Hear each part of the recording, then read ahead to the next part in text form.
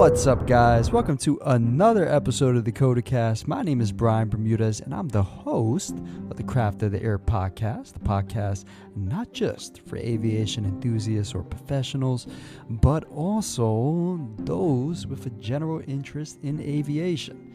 Join us on our journey as we explore the horizon of aviation together.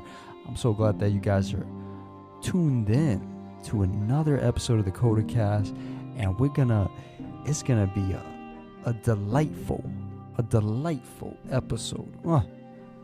Amelia Earhart, no disappearance.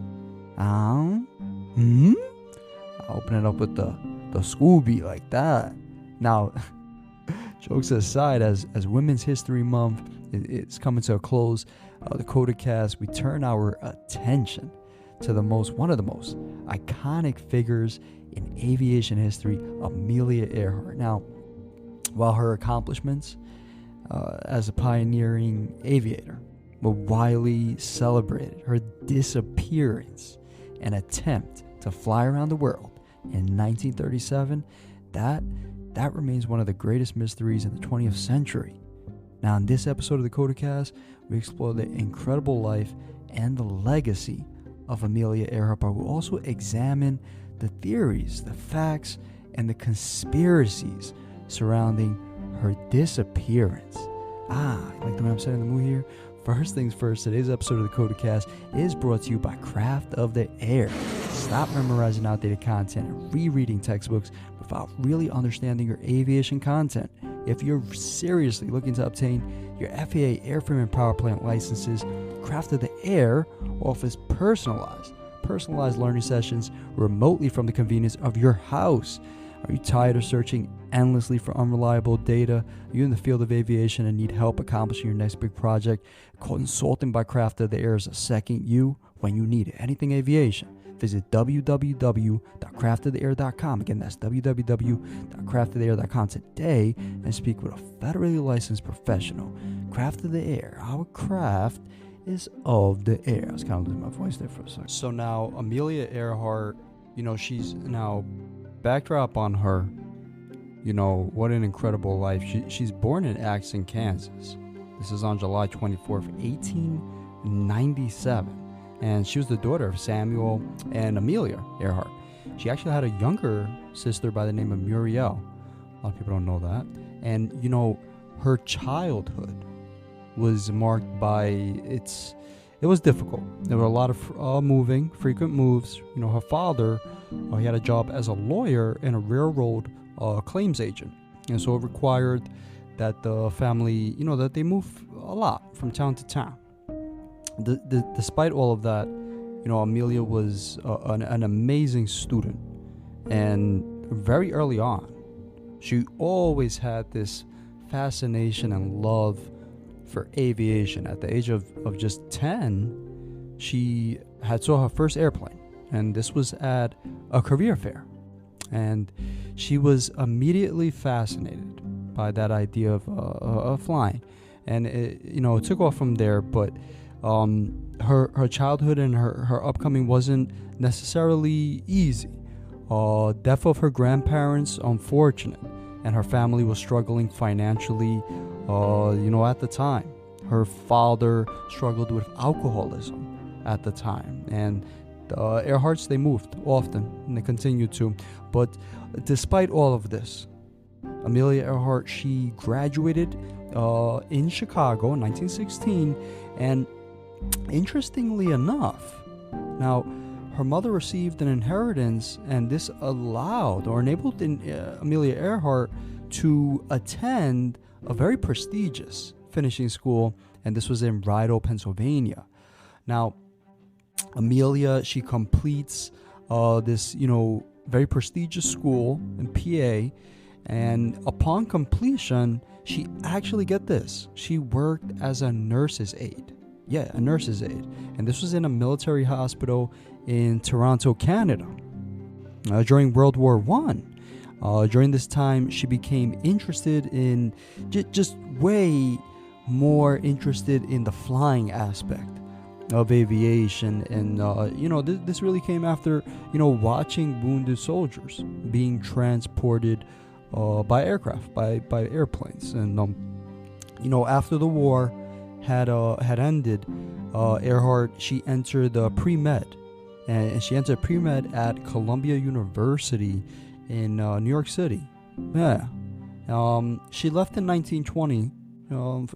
She didn't actually finish, but it wasn't necessarily because she couldn't finish. It was really because of her parents, and her parents really wanted her back in California.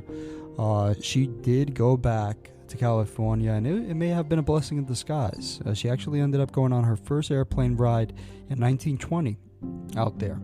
And that experience prompted her to, I want to take flying lessons, and I want to take this to the next level. And so in 1921, she actually brought her first airplane, and it was the Kinder Airster. 2 years later, she actually earned her pilot's license. She was the 16th female in the country to receive a pilot's license. Incredible. The first person was actually Harriet Quimbley. But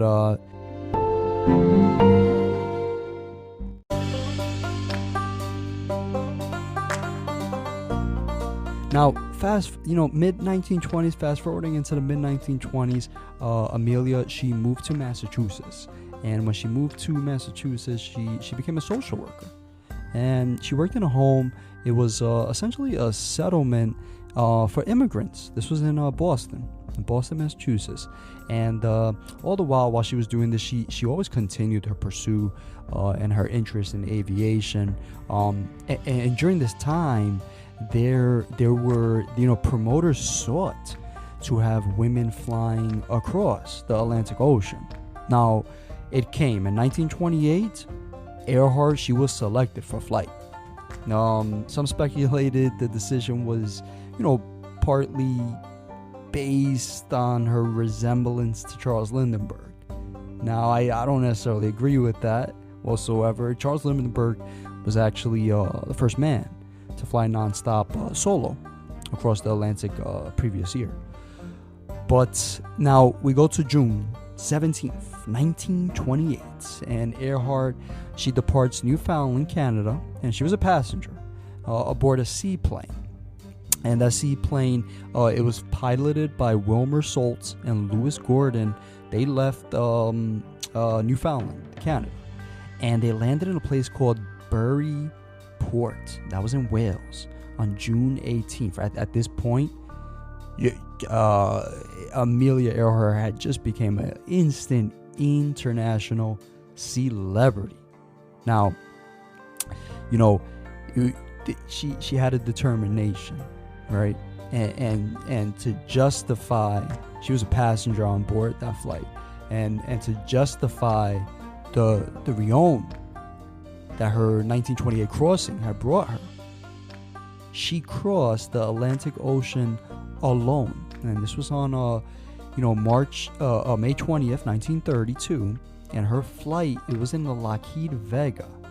It was from Newfoundland to Londonderry, Northern Ireland, and was completed in a record time of 14 hours and 56 minutes. And this was despite numerous problems. Now, notably, mechanical difficulties and some pretty crazy inclement weather. She was unable to fly her scheduled destination, which was actually supposed to be Paris. Now, she went on to do many great things. She undertook a series of flights across the United States. And in addition, and check this out, in addition to piloting all of her feats, Amelia Earhart, she was known for so many other things. She was known for encouraging women to reject constrictive social norms, and to pursue various opportunities, especially in the field of aviation. 1929, she helped an organization of female pilots, and this actually later became known as the 99s. Yeah. Earhart, she served as the first president. In addition, she was, she actually, check this out, she actually had her own clothing line. Yeah, in 1933. And you know what it was? Quote, it was designed for, quote, for the women who lives actively, end quote. Oof. I like it. You know, little bit into her personal life, Amelia Earhart, she married publisher George P. Putnam on February 7th, 1931. She was really reluctant about the entire thing, and she was fearing that the marriage would somewhat derail her career. She kept her last name. She insisted on a very equal partnership with her husband, and Putnam, he agreed, and the couple's relationship was very it was may have been more professional than romantic, but it was a good one. Earhart's husband, he supported her aviation activities, and he promoted her vigorously. You know, now in 1935, Earhart she made history with the first solo flight, and this was from Hawaii to California. Now it was a crazy hazardous route. This was 2,408 miles long. I mean, that's longer than the distance from the United States to Europe. So, you know, she does this. She departs from Honolulu. This is on January 11th. This flight, 17 hours, 7 minutes. She ends up landing in Oakland the following day. And later that year, she became the first person to fly solo from Los Angeles to Mexico City. Now, the tragedy.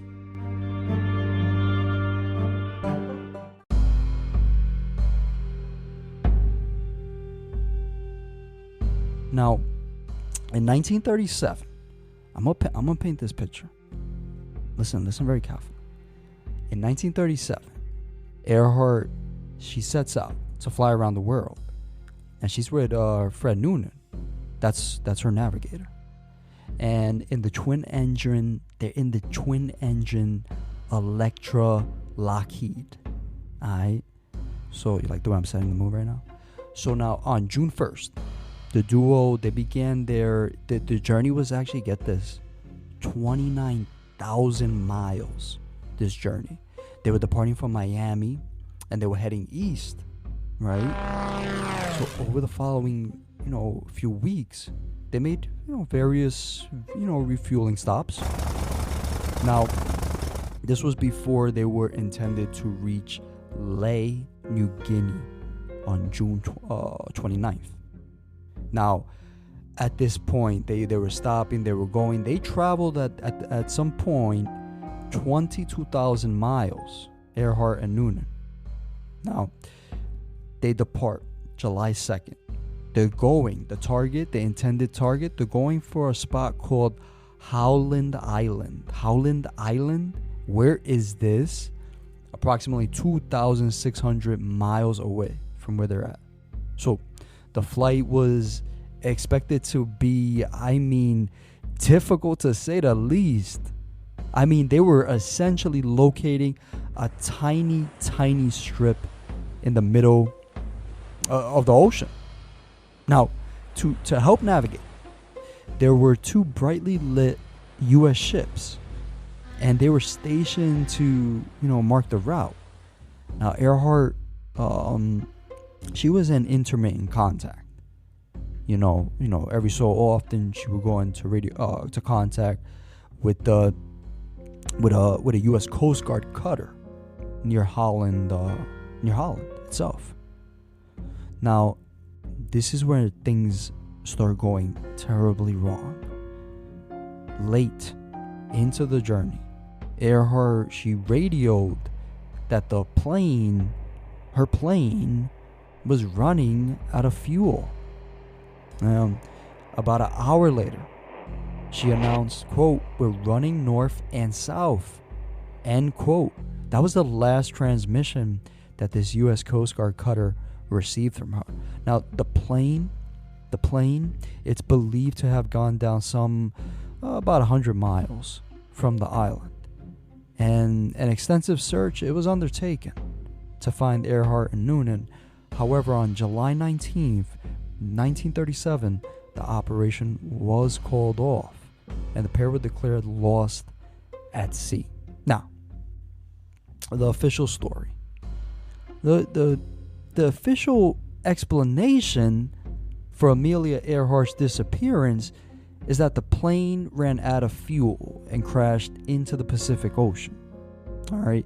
Now, we know the U.S. Navy and the Coast Guard, they launched a massive effort in the days and the weeks following the disappearance. But there were no wreckage or debris from the airplane ever found. That's the interesting part about this entire thing that grabs the attention. Now, it's no debris or wreckage ever found. Now, the explanation of this has been the subject of much controversy and a speculation over the years, many people questioning the official, the versions of the events, if they're true or not. There's one theory that's gained much traction over the years, and is that the Japanese captured Earhart and Noonan. I don't believe in this theory. I'm just throwing it out there. But this is something that's seriously considered by some. I mean, it's egregious.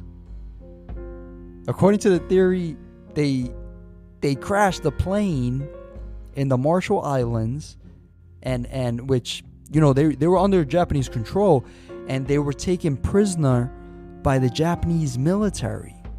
Wow. Now, evidence supporting this theory includes radio signals allegedly sent by Earhart from the Marshall Islands, and it reports allegedly from local residents who they claimed to have physically saw Amelia and Noonan in Japanese custody. Now, it's a stretch, to say the least. Now, another theory is that Earhart and Noonan, they survived the crash. They were involved in the crash. They survived it, and they were stranded on a deserted island. I mean, God forbid. That is just one of the worst ways to go out. But I mean, stranded on a deserted island in the middle of the ocean, and you know that there's probably no way that no one's ever going to find you. Now, several expeditions, they've been made to search for evidence of this theory. Notable one, including one that's led by an international group for historic aircraft recovery. They're referred to as TAGHAR. Now, TAGHAR has found several artifacts on an island located in the Pacific. And this is near where Earhart's plane was last seen. Now, it's thought that these artifacts, they include a piece of metal, which include, or they may have come from Earhart's plane, and human bones found on the island in 1940, which have since been lost. I mean, this whole thing, I can say that I could recall National Geographic doing something on this, and that was not proven to be, that's not confirmed data, but it's still possible, right? Now, NBC, they had a report, and it was titled "Credible Amelia Earhart Radio Signals Were Ignored as Bogus," and it basically went into how dozens of previously dismissed radio signals, they were actually credible transmissions from Amelia Earhart. Now, it's interesting. It's interesting because we look at TAGHAR again, and the director, Rick Gillespie, the executive director of TAGHAR, he told Discovery News, quote, "Amelia Earhart did not simply vanish on July 2nd, 1937. Radio distress calls believed to have been sent from a missing plane dominated the headlines and drove much of the U.S. Coast Guard and the Navy search, end quote. He went on to say, quote, when the search failed, all of the reported post-loss radio signals were categorically dismissed as bogus and have been largely ignored ever since, he added, end quote. Now, Earhart, she used the radio transmissions on her last flight. That was in July 2nd, 1937. That was, during her attempt to fly around the equator. Now, it's very interesting because we look at, on this date, at 7:42 a.m. local time, Amelia Earhart is flying towards her target destination, Holland Island in the Pacific, with her navigator, Fred Noonan. She called that Coast Guard cutter that won the station in Holland Island to support the flight. And she said this, and in this transmission I quote her as saying, "We must be on you, but cannot see you. But gas is running low. Have been unable to reach you by radio. We're flying at 1,000 feet." End quote. This is what she said. Earhart's final in-flight radio transmission, it occurred an hour later. And at 8:43, the transmission says, we're on the line 157-337. We will repeat this message. We will repeat this on 6210 kilocycles. Wait, end quote, she said. So now, could these, radio transmissions have come from Amelia Earhart? And maybe, she was involved in some type of crash, and her and Noonan were able to salvage the radio and, call for help. Interestingly enough, aviation early on, Amelia Earhart, she had a great interest in aviation early on. She had some technical knowledge related to aircraft, but she didn't have extensive mechanical or technical knowledge. She relied on experienced mechanics and technicians to maintain and repair her aircraft. Notably, in the earlier days of aviation, pilots were often required to have some mechanical, technical knowledge, but in order to fly the aircraft. And this was because aviation was new and rapidly evolving. Technology and equipment was not necessarily reliable, but as those systems improved, mechanics, pilots, they became kind of distinguished as two different things. But anyhow, now according to TAGHAR, the numbers 157 and 337, they refer to a compass heading, 157 degrees and 337 degrees. And they describe a navigation line that it not only passed Holland Island, the target destination, but also an island called Gardner Island. Now, it's uninhabitable. It's in the southwestern Pacific Republic. And this is where TAGHAR believes that Earhart and Noonan, that they landed safely and ultimately died as passengers. Now, there's been many,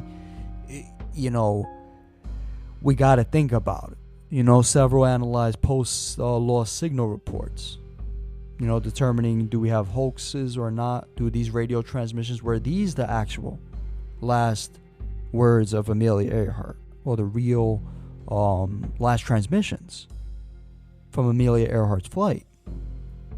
Now, Gillespie, which again is executive director of TAGHAR, leading this investigation and expedition. He is quoted as saying, "We do not really have a hoax transmissions, but rather reports from people who, for whatever reason, claim to have heard something they did not hear, end quote. Now, according to Gillespie, at least 4 radio signals are of particular interest.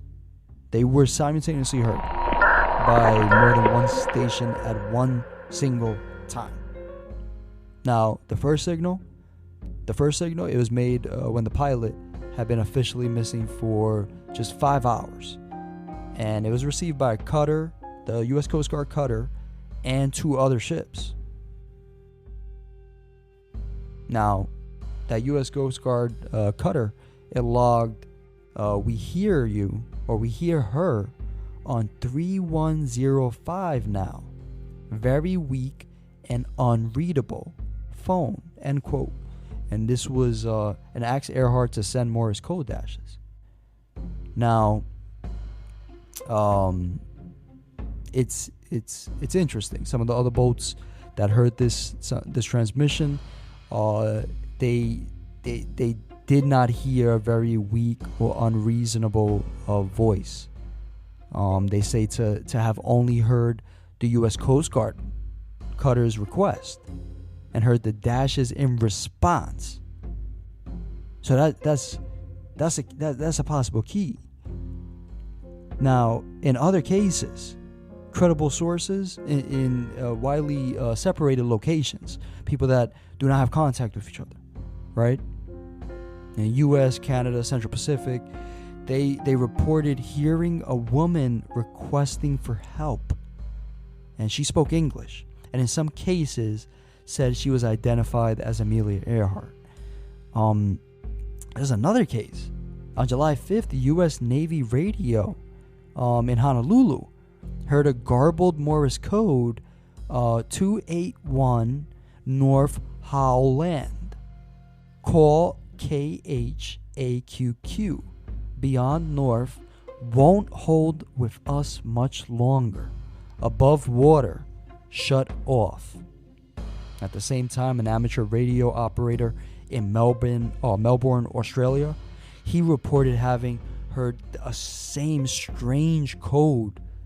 And get this, it was included that same Morse code, KHAQQ.